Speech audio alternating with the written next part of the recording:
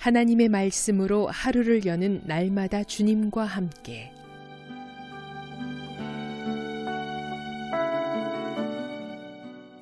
이 시간 말씀에 제주 반석교회 문영걸 목사입니다.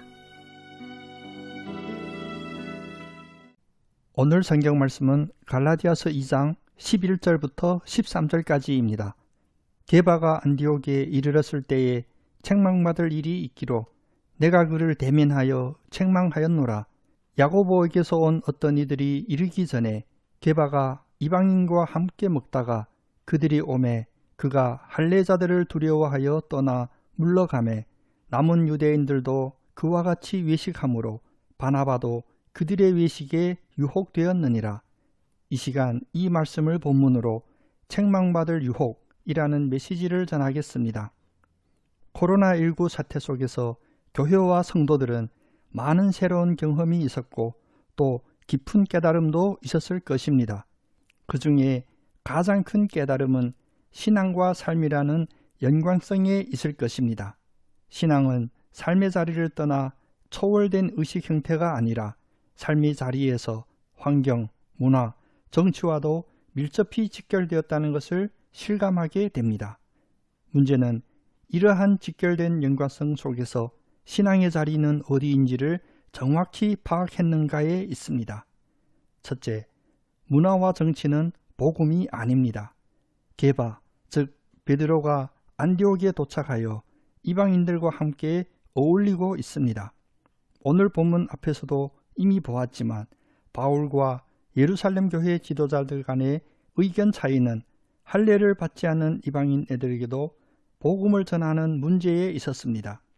베드로는 할례를 받은 이들만을 성도로 주장하였던 지도자였습니다. 그런데 지금 안디옥에 와서는 전혀 다른 모습을 보입니다. 할례를 받지 않은 이방인들과 스스럼 없이 섞여 지냅니다. 로마에 가면 로마법을 따라야 한다는 오늘날의 문화와 정치라는 시각으로 보면 매우 인정받을 모습이겠죠. 베드로가 안디옥에 도착해서 바로 현지의 문화와 정치에 적응하는 모습으로 보이나요? 야고보가 도착하니 두려워 피해버리는 베드로의 모습에 주목하세요. 참 복음으로 이방인을 마음에 품은 것이 아니라 단지 문화와 정치라는 환경의 눈치 때문에 그 자리에 어울린 것은 책망받아 마땅합니다. 고린도전서 2장 13절은 이렇게 말씀하십니다. 우리가 복음을 말하거니와 사람의 지혜가 가르친 말로 아니하고 오직 성령께서 가르치신 것으로 하니 영적인 일은 영적인 것으로 분별하느니라.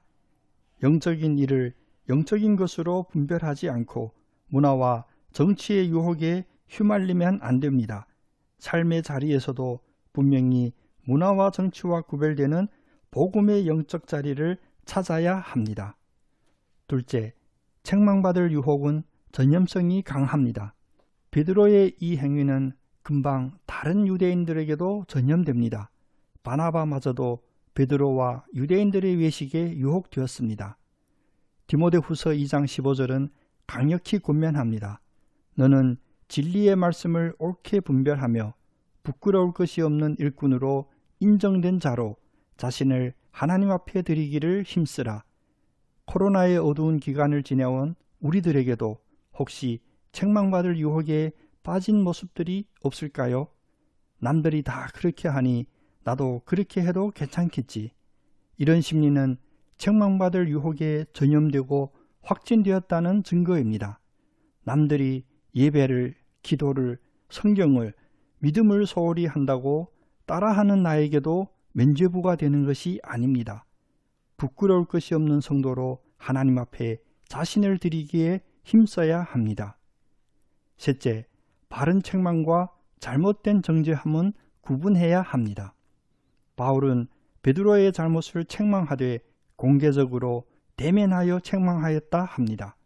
에베소서 5장 11절에서도 말씀하십니다. 너희는 열매 없는 어두운 일에 참여하지 말고 도리어 책망하라. 문화와 정치의 환경에 유혹되는 것은 열매 없는 어둠의 일입니다. 아울러 책망할 일을 빛처럼 환하게 대면하여 책망하지 않고 뒤에서 험담하거나 마음으로 정죄만 한다면 이 역시 어둠의 일입니다. 로마서 2장 1절은 판단하고 정죄함을 다음과 같이 경고합니다. 그러므로 남을 판단하는 사람아, 누구를 막론하고 네가 핑계하지 못할 것은 남을 판단하는 것으로 네가 너를 정죄함이니 판단하는 네가 같은 일을 행함이니라. 그러나 복음의 바른 말로 대면하여 책망하는 것은 참 사랑이고 살리는 일입니다. 고린도후서 7장 3절에서 이 깊은 의미를 말씀하십니다. 내가 이 말을 하는 것은 너희를 정죄하려고 하는 것이 아니라 내가 이전에 말하였거니와 너희가 우리 마음에 있어 함께 죽고 함께 살게 하고자 함이라.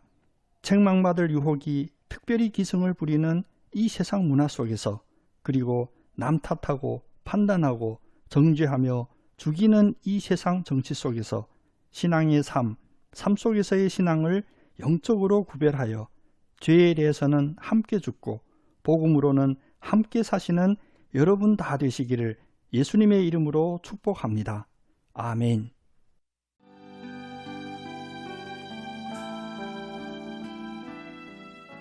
날마다 주님과 함께.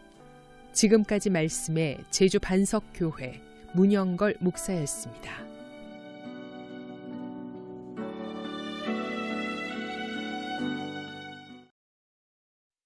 CBS